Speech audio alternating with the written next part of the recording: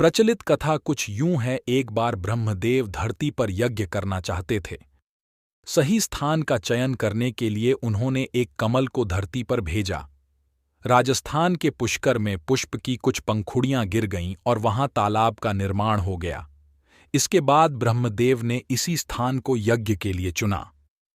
ब्रह्मदेव पुष्कर के उस स्थान पर यज्ञ करने पहुंचे तो तमाम देवी देवता भी शामिल हुए।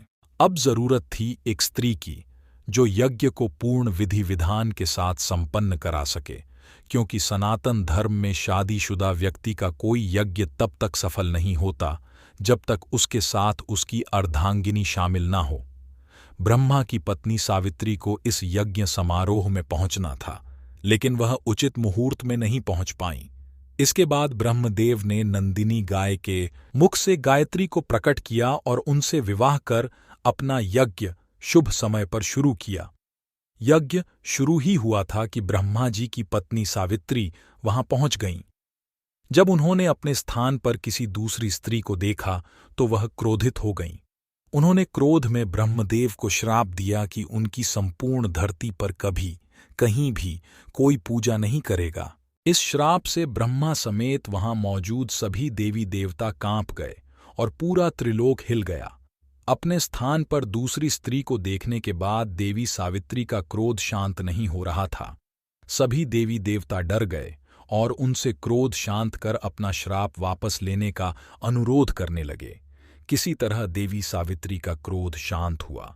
इसके बाद उन्हें ब्रह्मदेव पर दया आई तो उन्होंने कहा कि जिस स्थान पर उन्होंने यज्ञ किया है वहां उनकी सदा पूजा होगी, लेकिन अन्यत्र कहीं की गई पूजा स्वीकार नहीं होगी। इसके बाद पुष्कर में ब्रह्मदेव के मंदिर का निर्माण किया गया, यानी मां सावित्री का श्राप ही वह कारण है जिसके चलते पुष्कर को छोड़कर पूरी दुनिया में ब्रह्मदेव की कहीं पूजा नहीं होती। यूं तो पुष्कर के अलावा भी ब्रह्मा जी के कुछ मंदिर जरूर हैं, लेकिन वहां उनकी पूजा नहीं की जाती।